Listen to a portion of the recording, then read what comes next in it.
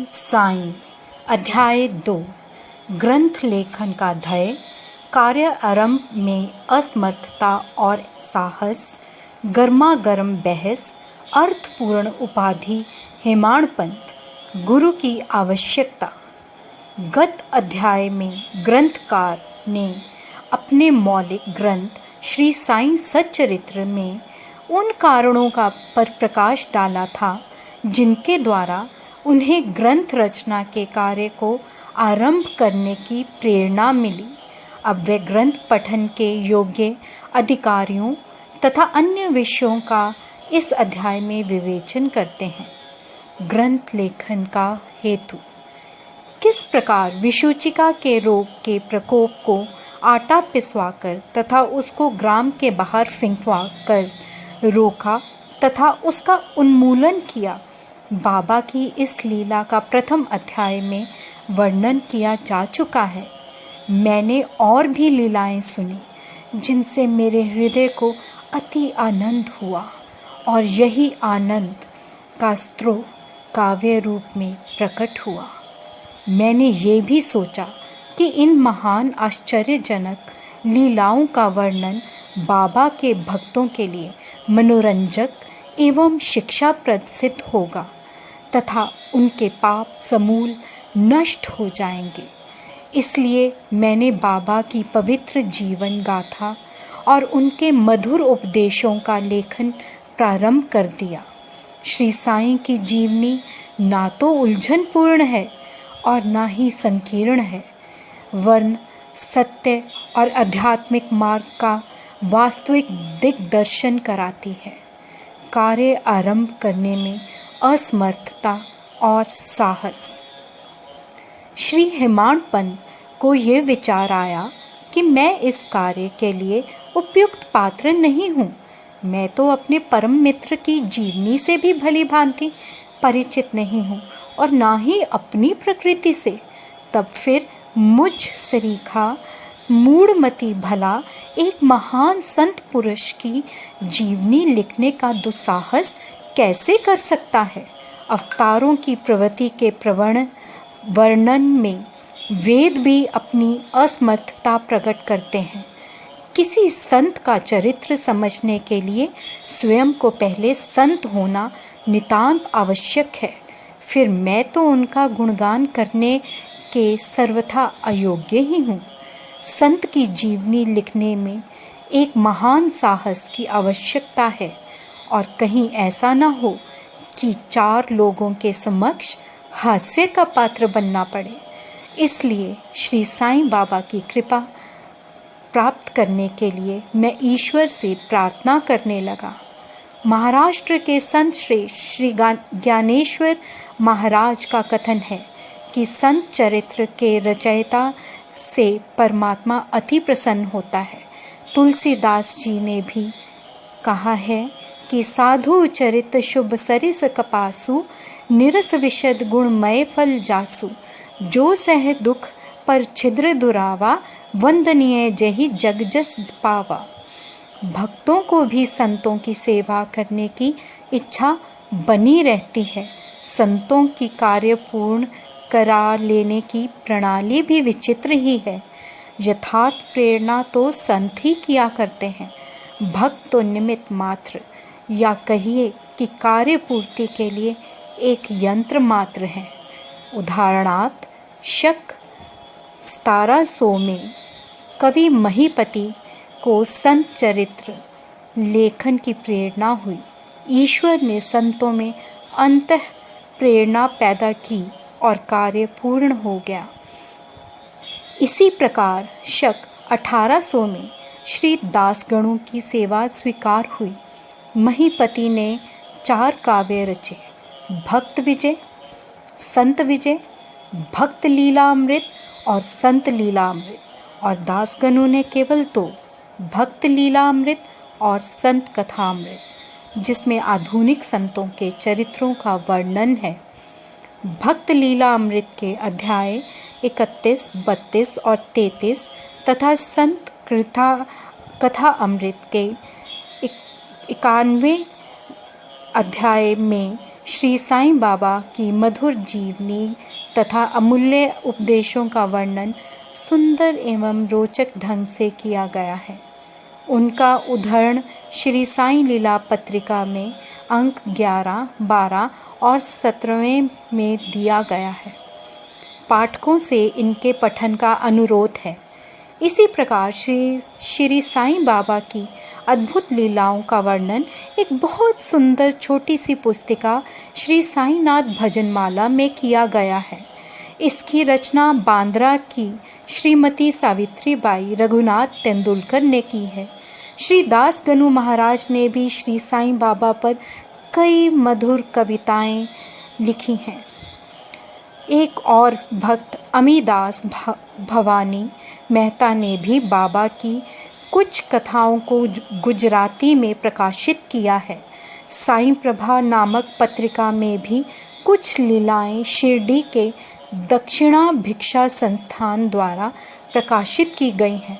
अब प्रश्न ये उठता है कि जब श्री साईनाथ महाराज के जीवन पर प्रकाश डालने वाला इतना साहित्य उपलब्ध है, फिर एक और ग्रंथ साईं सच्चरित्र रचने की आवश्यकता ही क्या पैदा होती है?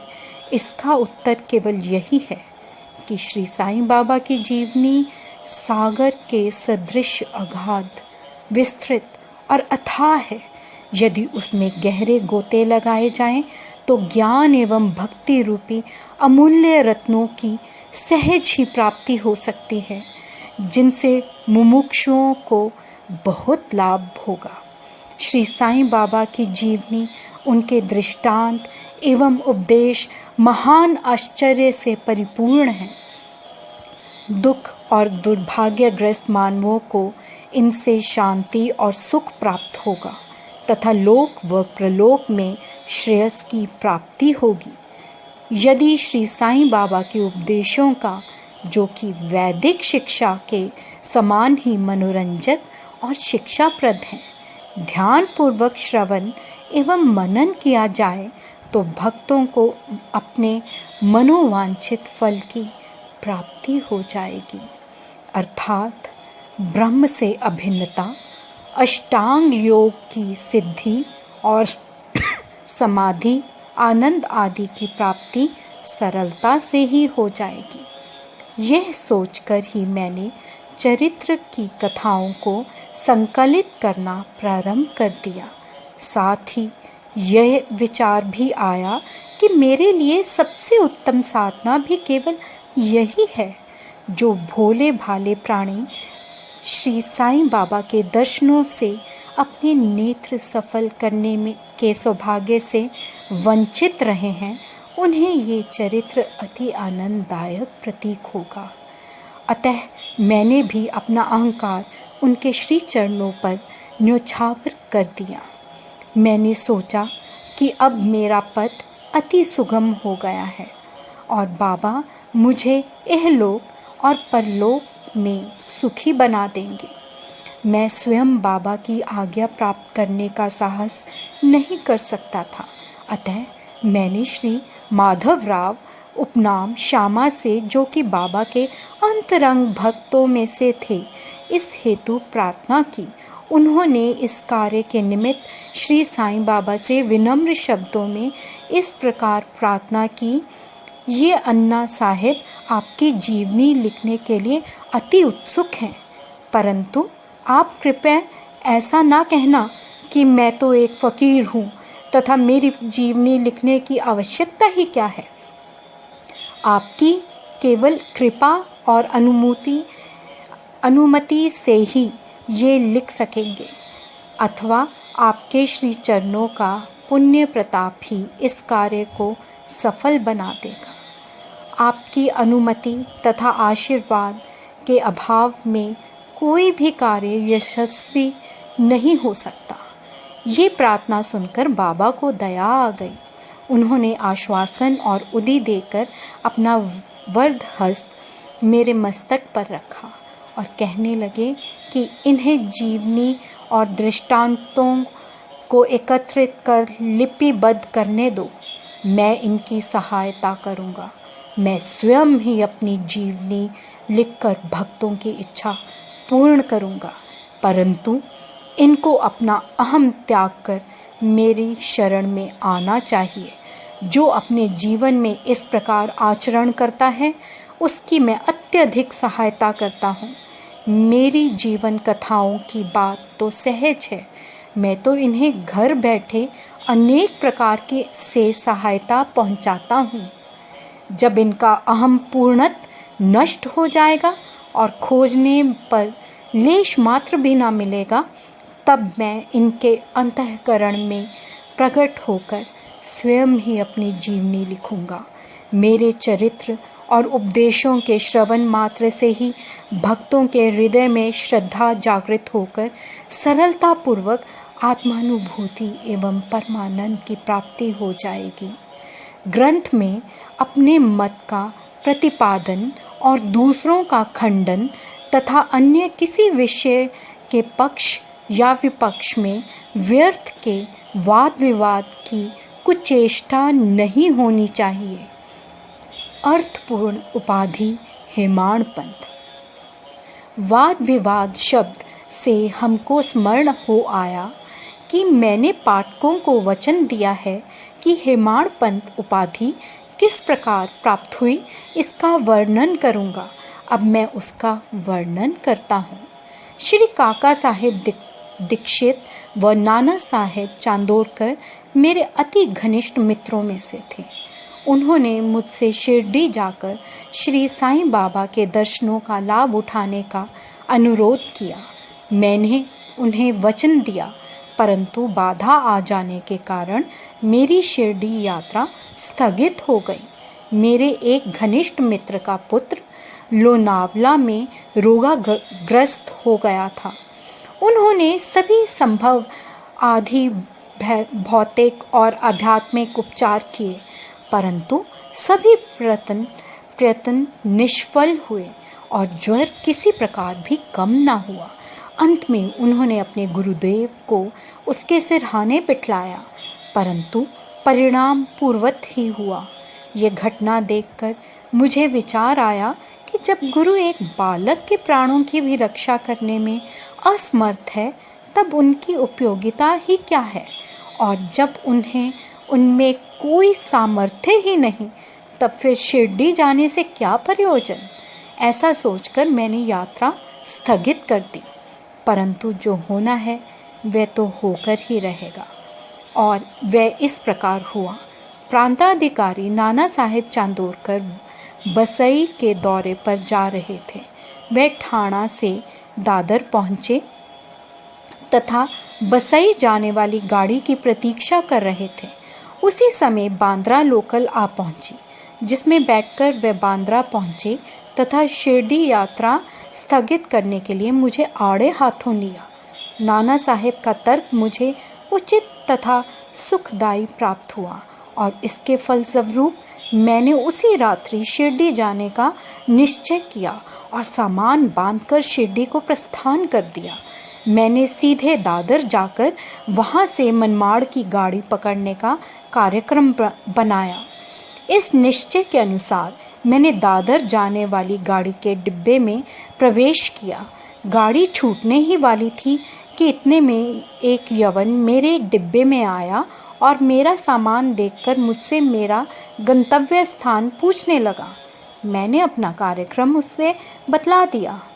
उसने मुझसे कहा कि मनमाड़ की गाड़ी दादर पर खड़ी नहीं होती, इसलिए सीधे बोरी बंदर से होकर जाओ। यदि ये एक साधारण सी घटना घटित नहीं हुई होती तो मैं अपने कार्यक्रम के अनुसार दूसरे दिन शिरडी ना पहुंच सकने के कारण अनेक प्रकार की शंका कुशंकाओं से घिर जाता, परंतु ऐसा घटना ना था। भाग्य ने साथ दिया और दूसरे दिन मैं 9-10 बजे के पूर्व ही शिरडी पहुंच गया। ये सन 1910 की बात है, जब प्रवासी भक्तों के ठहरने के लिए साठेवाड़ा ही एकमात्र स्थान था। तांगे से उतरने पर मैं श्री साईं बाबा के दर्शन के लिए बड़ा ललायत था। उसी समय भक्त प्रवर श्री तात्या साहेब नूलकर मस्जिद से लौटे ही थे। उन्होंने बतलाया कि इस समय श्री साईं बाबा मस्जिद के मोड़ पर ही हैं। अभी केवल उनका प्रारंभिक दर्शन ही कर लो, फिर स्नान आदि से निर्वित होने के पश्चात सुविधा से भेंट कर जाना।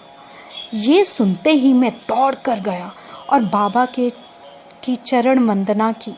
मेरी प्रसन्नता का पारावार न रहा। मुझे क्या नहीं मिल गया था। मेरा शरीर प्रफुल्लित सा हो गया। क्षुधा और तृषा की सुधि जाती रही। जिस क्षण से उनके भव विनाशक चरणों का स्पर्श प्राप्त हुआ, मेरे जीवन में एक नूतन आनंद प्रवाह बहने लगा। मैं उनका सदैव के लिए ऋणी हो गया। उनका ये उपकार मैं कभी ना भूल सकूंगा। मैं सदा उनका स्मरण कर उन्हें मानसिक प्रणाम किया करता हूँ। जैसे कि मेरा अनुभव में आया कि साईं के दर्शन में ही ये विशेषता है कि विचार परिवर्तन तथा पिछले कर्मों का प्रभाव शीघ्र मंद पड़ने लगता है और शनैः शनैः अनासक्ति और सांसारिक भोगों से वैराग्य बढ़ता जाता है। केवल गत जन्मों के अनेक शुभ संस्कार एकत्रित होने पर ही ऐसा दर्शन प्राप्त होना सुलभ हो सकता है। पाठकों, मैं आपसे शब्दपूर्वक कहता हूँ कि यदि आप श्री साईं बाबा को एक दृष्टि भरकर देख लेंगे तो आपको संपूर्ण विश्व ही साईंमय दिखलाई पड़ेगा। गर्मा गर्म बहस। शिरडी पहुंचने के प्रथम दिन ही बाला साहेब तथा मेरे बीच गुरु की आवश्यकता पर वाद विवाद छिड़ गया। मेरा मत था कि स्वतंत्रता त्याग कर पराधीन क्यों होना तथा जब कर्म करना ही पड़ता है तब गुरु की आवश्यकता ही कहाँ रही। प्रत्येक को पूर्ण प्रयत्न कर स्वयं को आगे बढ़ाना चाहिए। गुरु शिष्य के लिए करता ही क्या है। वह तो सुख से निद्रा का आनंद लेता है।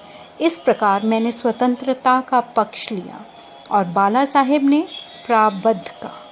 उन्होंने कहा कि जो विधि लिखित है वह घटित होकर रहेगी। इसमें उच्च कोटि के महापुरुष भी असफल हो गए हैं। कहावत है, मेरे मन कुछ और है, विधाता के कछु और। फिर परमायुक्त शब्दों में बोले, भाई साहब, ये निरी विद्वता छोड़ दो। ये अहंकार तुम्हारी कुछ भी सहायता नहीं कर सकेगा। इस प्रकार दोनों पक्षों के खंडन मंडन में लगभग 1 घंटा व्यतीत हो गया और सदैव के भांति कोई निष्कर्ष ना निकल सका। इसलिए तंग और विवश होकर विवाद स्थगित करना पड़ा। इसका परिणाम ये हुआ कि मेरी मानसिक शांति भंग हो गई तथा मुझसे अनुभव हुआ कि जब तक घोर दैहिक बुद्धि और अहंकार न हो तब तक विवाद संभव ही नहीं। वस्तुतः ये अहंकार ही विवाद की जड़ है। जब अन्य लोगों के साथ मैं मस्जिद गया तब बाबा ने काका साहेब को संबोधित कर प्रश्न किया कि साठेवाड़ा में क्या चल रहा था, किस विषय में विवाद था। फिर मेरी ओर दृष्टिपात कर बोले कि इन हेमाड़ पंत ने क्या कहा। ये शब्द सुनकर मुझे अधिक अचंभा हुआ। साठेवाड़ा और मस्जिद में पर्याप्त अंतर था। सर्वज्ञ और अंतर्यामी हुए बिना बाबा को विवाद का ज्ञान कैसे हो सकता था। मैं सोचने लगा कि बाबा हेमाड़ पंत के नाम से मुझे क्यों संबोधित करते हैं। ये शब्द तो हेमाद्री पंत का अपभ्रंश है। हेमाद्री पंत देवगिरी के यादव राजवंशी महाराजा महादेव और रामदेव के विख्यात मंत्री थे। वे उच्च कोटि के विद्वान, उत्तम प्रकृति और चतुर्वर्ग चिंतामणि और राज प्रशस्ति जैसे उत्तम काव्यों के रचयिता थे।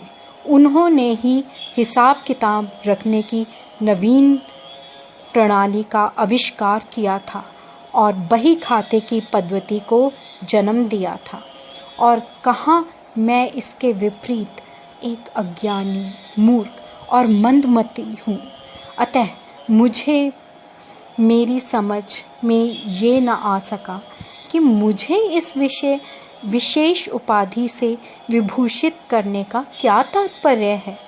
गहन विचार करने पर मैं इस निष्कर्ष पर पहुंचा कि कहीं मेरे अहंकार को चूर्ण करने के लिए ही तो बाबा ने इस अस्त्र का प्रयोग नहीं किया है, ताकि मैं भविष्य में सदैव के लिए निरभिमानी एवं विनम्र हो जाऊं, अथवा कहीं ये मेरे वाक्य चातुर्य के उपलक्ष्य में मेरी प्रशंसा तो नहीं है। भविष्य पर दृष्टिपात करने से प्रतीत होता है कि बाबा के द्वारा हेमाड़ पंथ की उपाधि से विभूषित करना कितना अर्थपूर्ण और भविष्य गोचर था। सर्वविदित है कि कालांतर में दाभोलकर ने श्री साईं बाबा संस्थान का प्रबंध कितने सुचारू एवं विद्वतापूर्ण ढंग से किया था। हिसाब किताब आदि कितने उत्तम प्रकार से रखे तथा साथ ही साथ महाकाव्य साईं सच्चरित्र की रचना भी की। इस ग्रंथ में महत्वपूर्ण और आध्यात्मिक विषयों जैसे ज्ञान, भक्ति, वैराग्य, शरणागत व आत्मनिवेदन आदि का समावेश है। गुरु की आवश्यकता। इस विषय में बाबा ने क्या उद्गार प्रकट किए, इस पर हेमाड़ पंथ द्वारा लिखित कोई लेख या स्मृति पत्र प्राप्त नहीं है, परंतु काका साहेब दीक्षित ने इस विषय पर उनके लेख प्रकाशित किए हैं। बाबा से भेंट करने के दूसरे दिन हेमाड़ पंथ और काका साहेब ने मस्जिद में जाकर घर लौटने की अनुमति मांगी। बाबा ने स्वीकृति दे दी। किसी ने प्रश्न किया, बाबा कहाँ जाएं? उत्तर मिला, ऊपर जाओ। प्रश्न, मार्ग कैसा है? बाबा, अनेक पथ हैं, यहाँ से भी एक मार्ग है, परंतु ये मार्ग दुर्गम है तथा सिंह और भेड़िए भी मिलते हैं। काका साहेब, यदि ये पथ प्रदर्शक भी साथ हो तो? बाबा, तब कोई कष्ट ना होगा। पथ प्रदर्शक तुम्हारी सिंह, भेड़िए और खंदकों से रक्षा कर तुम्हें सीधे निर्दिष्ट स्थान पर पहुंचा देगा, परंतु उसके अभाव में जंगल में मार्ग भूलने या गड्ढे में गिर जाने की संभावना है। दाभोलकर भी उपयुक्त प्रसंग के अवसर पर वहां उपस्थित थे। उन्होंने सोचा कि जो कुछ बाबा कह रहे हैं वह गुरु की आवश्यकता क्यों है, इस प्रश्न का उत्तर है। उन्होंने सदा के लिए मन में ये गांठ बांध ली कि अब कभी इस विषय पर वाद विवाद नहीं करेंगे और स्वतंत्र या प्रतंत्र व्यक्ति आध्यात्मिकता विषयों के लिए कैसा सिद्ध होगा, प्रत्युक्त इसके विपरीत यथार्थ में परमार्थ लाभ केवल गुरु के उपदेश पालन में ही निहित है। इन उपदेशों का वर्णन मूल काव्य ग्रंथ के इसी अध्याय में किया गया है, जिसमें लिखा है कि राम और कृष्ण महान अवतारी होते हुए भी आत्मानुभूति के लिए राम को अपने गुरु वशिष्ठ और कृष्ण को अपने गुरु संदीपनी की शरण में जाना पड़ा था। इस मार्ग में उन्नति प्राप्त करने के लिए केवल श्रद्धा और धैर्य, यही दो गुण सहायक हैं। श्री सद्गुरु साईनाथा प्रणमस्तु, शुभम भवतु। ओम साईं। ओम साईं। अध्याय 2। ग्रंथ लेखन का ध्येय, कार्य आरंभ में असमर्थता और साहस, गर्मा गर्म बहस, अर्थपूर्ण उपाधि, हेमाड़ पंथ।